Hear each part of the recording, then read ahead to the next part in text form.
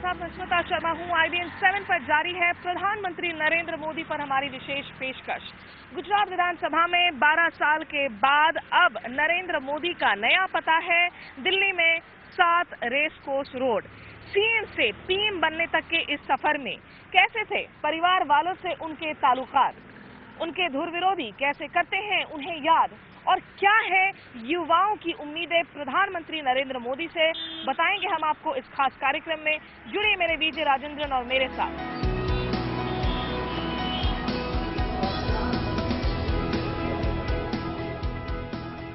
नरेंद्र मोदी की ताजपोशी की तैयारियों के बीच क्या कुछ कहना है परिवार वालों का, इस वक्त हमारे साथ जुड़ रहे हैं उनके परिवार के जो चौथे सदस्य हैं, यानी कि प्रहलाद भाई पटेल, नरेंद्र मोदी से 2 साल छोटे और गुजरात फेयर प्राइस केरोसिन और एलपीजी डिस्ट्रीब्यूशन के वो प्रेसिडेंट भी हैं, ऑल इंडिया लेवल पर वाइस प्रेसिडेंट भी हैं। प्रहलाद भाई, क्या शिरकत करेंगे आप नरेंद्र मोदी के स्वेरिंग इन सेरेमनी में? इस प्रसंग हमारे लिए एक अद्भुत प्रसंग है और पूरा फैमिली इसके लिए आनंद महसूस करता है। वहाँ की जो व्यवस्था है शपथ ग्रहण करने की, वहाँ 3000 इंसानों की ही जगह है और देश विदेश से कई जाने माने लोग आने वाले हैं। तो नरेंद्र भाई को हमें निमंत्रण करना भी एक दिक्कत भरी बात होगी, लेकिन हमें विश्वास है कि नरेंद्र भाई उसमें रास्ता निकालेंगे और परिवार को निमंत्रित करेंगे।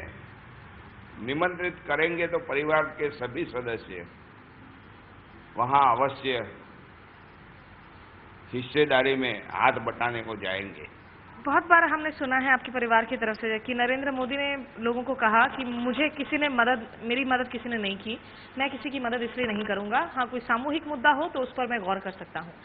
आप जब बताती हो कि नरेंद्र भाई ऐसा कहते हैं कभी कभी कि मेरी किसी ने मदद नहीं की, मैं किसी को मदद नहीं करूंगा, ये शायद कहां से बात आई वो हम नहीं जानते हैं, लेकिन नरेंद्र भाई जो क्षेत्र में गए हैं वो क्षेत्र हमारे लिए, हमारे परिवार के लिए एक अलग क्षेत्र था और उस क्षेत्र में हम उनकी मदद कैसे कर सकते। लेकिन जब पिताजी का देहांत हुआ, कहा जाता है कि नरेंद्र भाई शमशान घाट आए थे, वहीं से बाहर चले गए वडनगर से आगे। क्या मुश्किल घड़ी थी परिवार के लिए उनका नहीं होना? हमने 70 से ये स्वीकार कर लिया है कि हमारा एक भाई मां भूमि के चिंता कर रहा है और हिंदुस्तान की जनता ने उसको बेटा समझा है, तो एक पारिवारिक संबंधों से वो बहुत ऊंचा उठ गया है। तो फिर ये सोच हमने पहले से ही स्वीकार कर ली है कि हमें न तो नरेंद्र भाई से अपेक्षा है और न नरेंद्र भाई को हमसे अपेक्षा है। चलिए, तो परिवार को जो है पूरी तरीके से एहसास है कि नरेंद्र मोदी इस वक्त निश्चित रूप से उनका परिवार उनकी प्राथमिकता नहीं हो सकता है, बल्कि वो प्राइम मिनिस्टर पूरे देश के हैं और राष्ट्रीय एजेंडा पर उनको अब आगे काम करने की जरूरत है। परिवार ने इसे बहुत पहले से ही स्वीकार किया हुआ है और उन्हें उनकी बधाइयों के साथ साथ जो है शुभकामनाएं भी दे रहे हैं।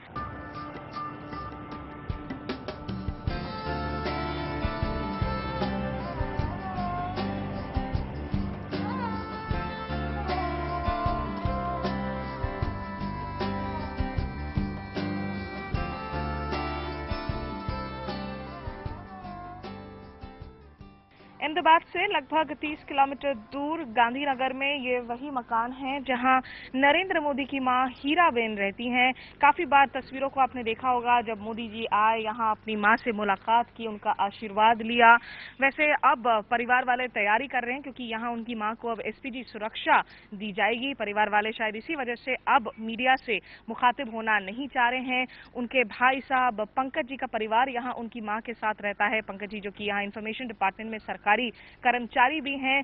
दिल्ली में उनकी ताजपोशी में मां शरीक होंगी या नहीं अभी नहीं पता, क्योंकि बाकी तबीयत खराब बताई जा रही है, जिसकी वजह से उनको बोलने में भी दिक्कत होता है। और परिवार वालों का कहना है कि अभी कुछ पता नहीं है कि ये परिवार दिल्ली की ओर रवानगी देगा या नहीं 26 तारीख को शपथ ग्रहण समारोह में शामिल होने के लिए।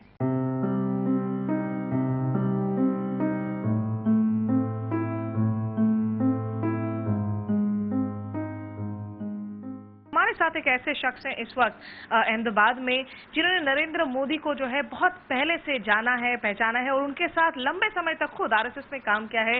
हरिन भाई व्यास जी हमारे साथ मौजूद हैं। हरिन भाई जी, सबसे पहली बार जो है आपकी नरेंद्र मोदी के साथ मुलाकात कब हुई थी? 72 में मैं पहली बार मिला था और सचमुच से पहचान हुई उनकी 26 जून 1975 व्हेन ही वाज, तो मेरे घर में जब नाथालाल झगड़ा के साथ आए तब मेरी पहचान उनके साथ सुदृढ़ हुई। झगड़ा साहब क्या एक कुछ आप बता रहे थे, ट्रंक लेकर आए? नाथालाल झगड़ा 2 ट्रंक लेके आए थे और नरेंद्र भाई साथ में थे, क्योंकि 25 जून को इमरजेंसी लग गई थी, आरएसएस कार्यालय सील हो गया था। तो मेरे को और मेरा मिसिस को बोला कि आपको ये 2 अमानत छोड़ के जाता हूँ।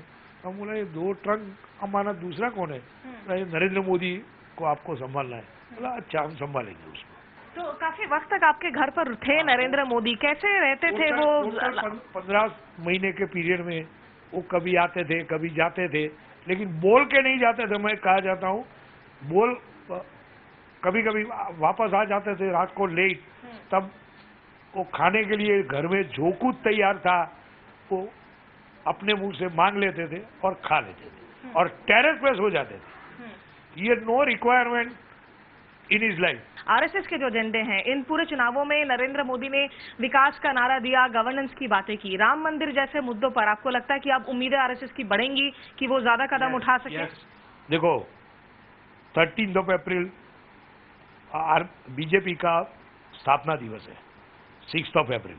उस दिन मैंने एक टीवी इंटरव्यू में बोला था कि नरेंद्र भाई उनको नेता के हिसाब से चुना जाएगा, 272 सीट लाएगा और वो लोग ने बोला भी है कि अकॉर्डिंग टू बंधारण के अनुसार जो कुछ हम कर सकते हैं राम मंदिर के लिए हम करेंगे और करके दिखाएंगे। वो मेरा विश्वास है।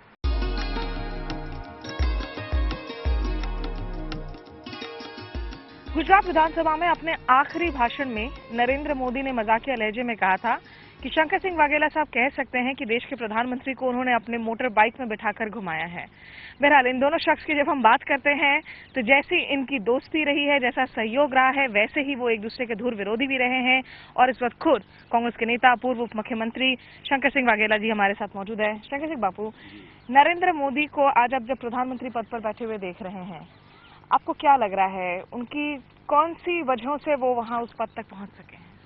देखिए, बहुत ऑर्डिनरी फैमिली जिसको कह सकते हैं और छोटा कार्यकर्ता जिसको कह सकते हैं, वहाँ से लेकर आरएसएस के प्रचारक, बीजेपी के जनरल सेक्रेटरी, गुजरात यूनिट के ऑल इंडिया जनरल सेक्रेटरी, और जो भी बीजेपी ने आखिरी में पीएम डेजिग्नेटेड जो किया 2014 के लोकसभा में, इस आदमी ने जो मैनेज किया, जैसे भी मैनेज किया होगा, वो स्किल जो कही जाती है, या पीएम पद का डेजिग्नेशन हो, इसके लिए जो मार्केटिंग 6 महीने से पब्लिक मीटिंग्स, वो भी बड़ी बड़ी वेल प्लान जिसको कह सकते हैं, चाहे कहीं से भी मैनेज किया होगा, ये सब स्किल के हिसाब से आदमी को 26 तारीख को प्रधानमंत्री पद की शपथ विधि का पैगाम जो आया है, पद प्राप्ति का समय जो आया है, वो क्रेडिट इनकी स्किल को, हार्ड वर्क को और इसको जाती है, इतना तो मैं जरूर कहूँगा।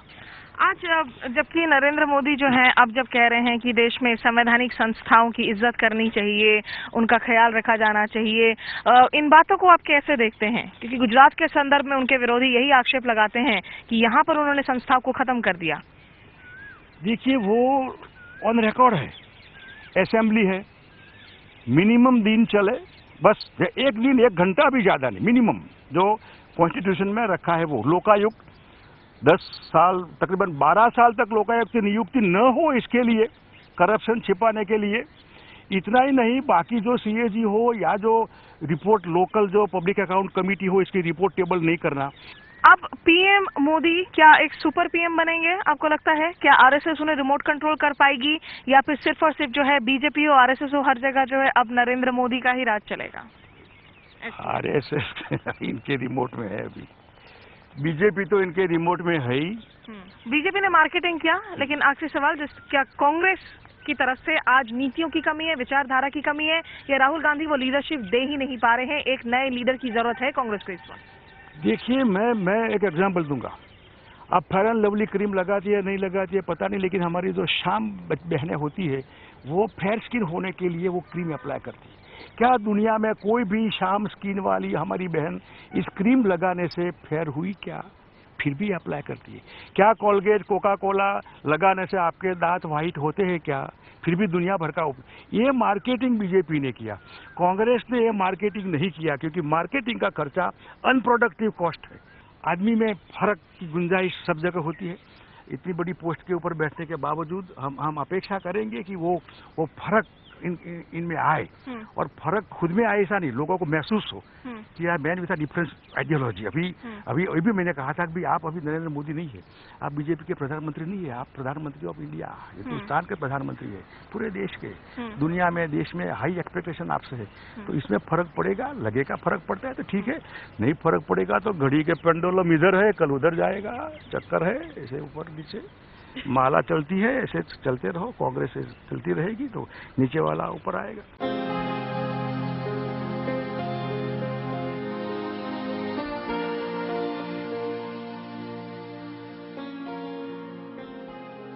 रूपा मोदी जी जो हमारे साथ हैं, जिन्होंने अपने कम उम्र बेटे अजहर को खोया था गुलबर्गा सोसाइटी में गुजरात दंगों के दौरान। रूपा जी, आज जबकि आप नरेंद्र मोदी को देख रही हैं, जब से चुनावों में उनकी जीत हुई है, वो सबको साथ लेकर विकास करने की बात कर रहे हैं, आपको लग रहा है कि नरेंद्र मोदी में कोई बदलाव आया है? जी, बदलाव तो उनका ये आया है कि मैं एक मुख्यमंत्री के नाते गुजरात में बने, और पीएम बनना उनका ख्वाहिश थी, वो बन गए। पर जो हमारे 2002 में जो इतने सारे हत्याकांड हुए वो पीछे छोड़ के गए। पिछले साल नरेंद्र मोदी ने अपना एक ब्लॉग लिखा था, जब जाकिया जाफरी की पिटीशन को खारिज कर दिया था सुप्रीम कोर्ट ने एक तरीके से, जिसमें उन्होंने कहा था कि वो अंदर जो उनका दुख था या वो कैसे अकेले पड़ गए थे, लेकिन माफी कभी नहीं मांगी इन दंगों के लिए। आज जबकि वो देश के प्रधानमंत्री हैं, आपको लगता है कि एक अगर उनको सही में उचित था कि सबसे माफी मांगते, क्या उससे आप लोगों को कुछ थोड़ा सा ये लगता कि एक सेंस ऑफ जस्टिस है, सुकून है? जी, माफी मांगनी होती तो उसी दिन दूसरे दिन ही आते, इतने 12 साल में कभी हम लोगों को मिलने नहीं आए, और आज माफी भी मांग लेते तो हम लोगों को हमारा जो खोया वो तो कभी मिलते नहीं, उनकी कोई भरपाई नहीं कर पाते। पर आज बने, मैं तो मानती हूँ कि मैंने खुद डिसाइड किया है कि जब वो शपथ लेंगे तो अब 12 साल के बाद भी मैं भी शपथ लेने वाली हूँ। मैं उनको रोज एक माँ के हिसाब से मैं एक पोस्ट कार्ड लिखूंगी वडा प्रधान के नाते, वो जो बने थे, कि मेरा बेटा कहाँ है, हम लोगों को न्याय कब मिलेंगे। आप तो दिल्ली चले गए, पर एक गुजरात में जो रोते हुए जो माए हैं, आप भारत माता की सेवा करने की बात करें तो मैं भी एक माँ हूँ। यहाँ बहुत सारी ऐसी माएँ हैं कि आज हजारों बच्चे गुम हो गए, उनके रोते हुए आप कैसे दिल्ली तक पहुँचने की बात करें। इनका कहना है कि प्रधानमंत्री भले ही नरेंद्र मोदी बन जाए, लेकिन जब तक दंगों के मामले में एक एक शख्स को इंसाफ नहीं मिल जाता और नरेंद्र मोदी खुद इन परिवार वालों तक पहुंचकर जो है इनसे एक तरीके से माफी नहीं मांग लेते, इनके लिए कम से कम कोई इनका जो अध्याय है वो बंद नहीं होने वाला है। क्या 2002 गुजरात दंगों का दाग अब नरेंद्र मोदी के दामन से धुल गया है? प्रधानमंत्री बनने के बाद क्या कुछ है यहाँ के युवाओं की उम्मीदें? नरेंद्र मोदी से बताएंगे आपको हम ब्रेक के उस पार। वो सिकंदर ही दोस्तों कहलाता है।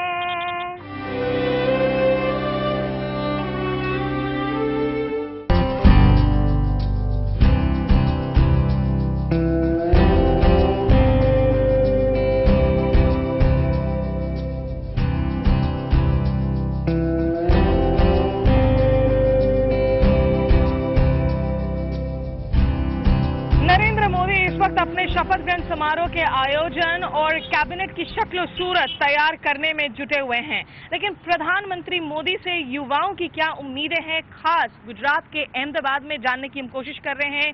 यहाँ गोवर्धन थान होटल के बाहर national institute of mass communication and journalism के युवा छात्र हमारे साथ मौजूद हैं। गुजरात के अलग अलग हिस्सों से ये आते हैं। क्या नाम है आपका? अजय मिश्रा मेरा नाम है। अजय, नरेंद्र मोदी को एज अ प्रधानमंत्री आपको क्या लग रहा है, किस तरह के प्रधानमंत्री बनेंगे वो?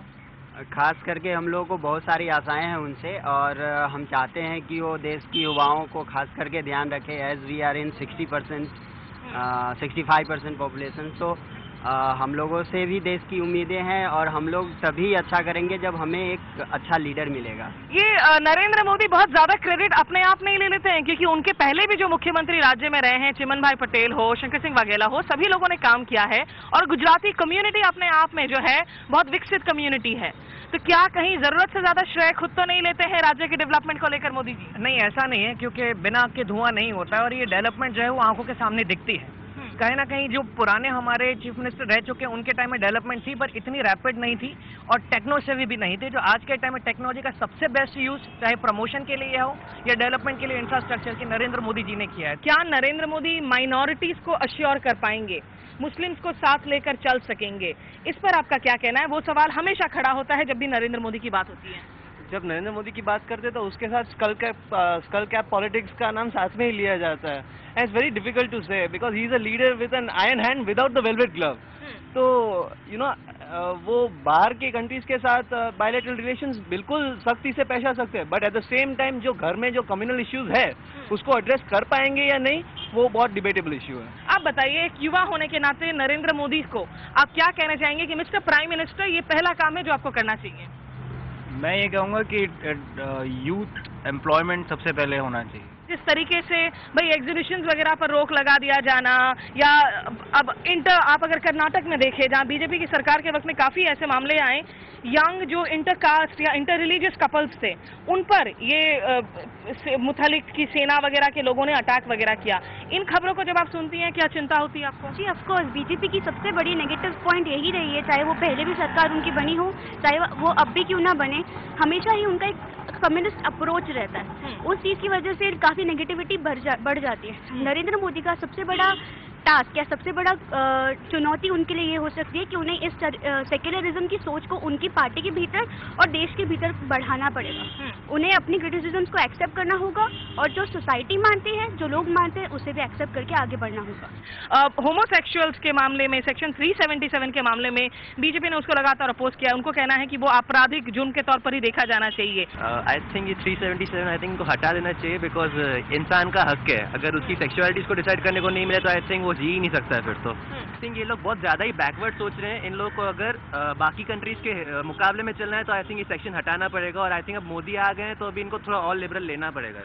जब मोदी के साथ हम हिंदुत्व की बात करते हैं, हिंदुइज्म की बात करते हैं, आपके लिए हिंदुइज्म के मायने क्या हैं? हिंदुइज्म बेसिकली यही बताता है कि हर धर्म के लिए हम निरपेक्ष हैं। हिंदुइज्म का सबसे अच्छा एग्जाम्पल ये कि यहाँ पर दूसरे रिलीजन भी फैले और फूले हैं। वो सिकंदर ही दोस्तों कहलाता है, बाजी को जीतना जिसे आता है। गांधीनगर से नई दिल्ली तक नरेंद्र मोदी का सियासी सफर अब तक बेहद ही दिलचस्प रहा है।